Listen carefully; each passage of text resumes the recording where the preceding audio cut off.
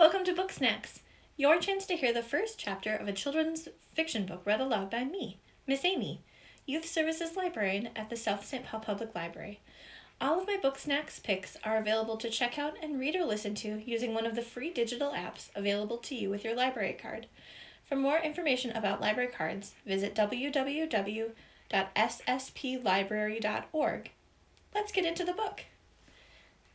Today's pick is The Dragon Egg Princess by Ellen O. Chapter 1. Coco gazed out into the garden, watching the delicate movements of a butterfly flutter by. The sun was setting in a dazzling display of pink and purple radiance, and her parents were tied up in tedious court proceedings. Coco just wanted to run outside and play with the garden gnomes.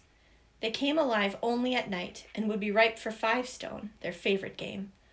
Coco would never have guessed that gnomes, with their short arms and stubby hands, would be so good at tossing the stone and snatching up the other 4 so quickly. The little princess grabbed her 5 colorful stones and put them in her pocket. This must have been the 100th set of 5 stones that she'd had to paint. Gnomes loved to steal them after the games were over, even when she won. And they were notorious cheats.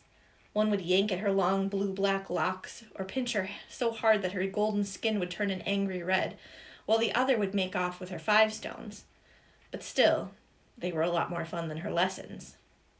With a quick glance at her dozing tutor, Coco tiptoed out of the room and into the garden.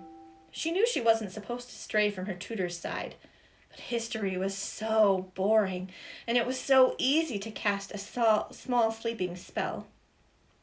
Outside, she could see the gray outlines of the gnomes standing motionless under the rays of the setting sun. It wasn't dark enough for them to awaken.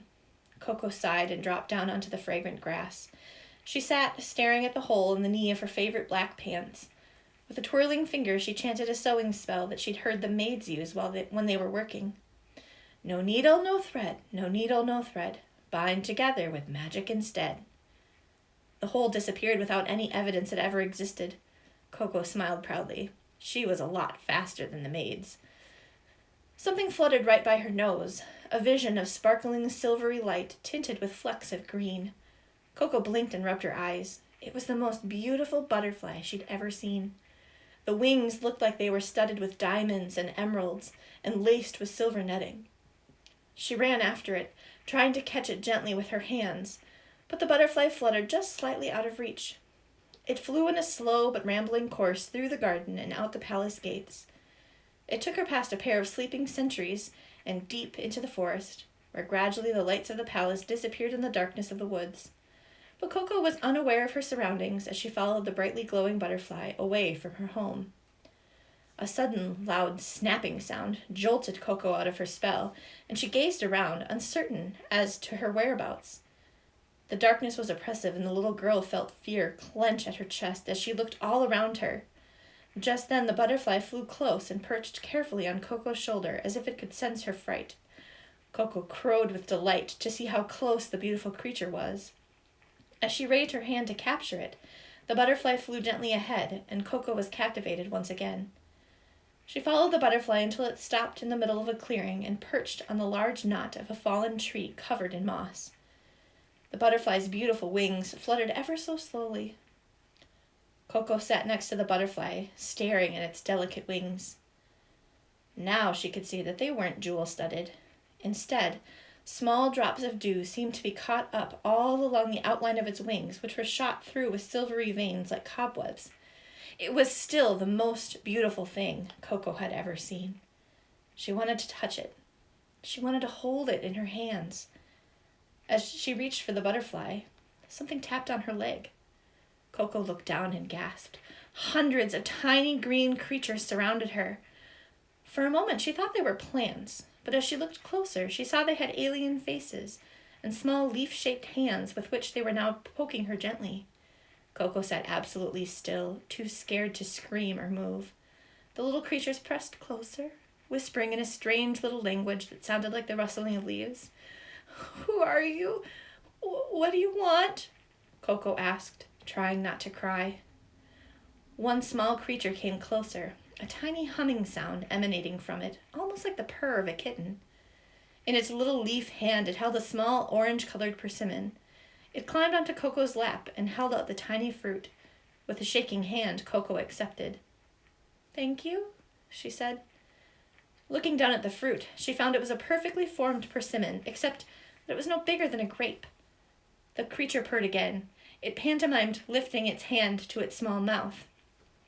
Coco didn't want to offend it, but she'd been taught to be careful of the unknown. How did she know that the fruit wasn't poisonous? How did she know that these creatures weren't dangerous? The princess cautiously observed the tiny green folk surrounding her. Suddenly she knew with absolute certainty that they would never hurt her. She popped the fruit into her mouth, and immediately a sweet explosion of flavor overwhelmed her. "Oh my goodness!" Coco smiled. "That was delicious! May I have some more, please?"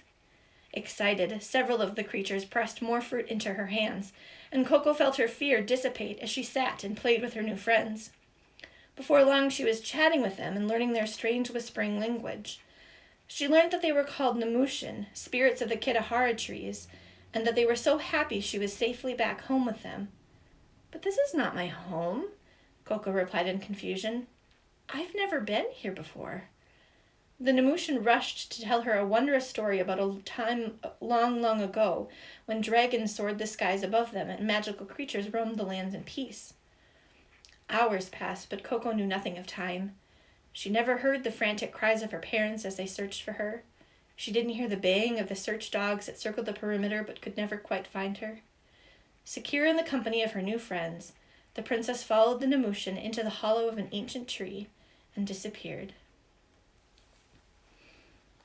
If you want to read the rest of the story and find out what happens to Coco and if she ever makes it back to her home, you'll have to check this one out and read it yourself. I'll be back again with another episode of Book Snacks.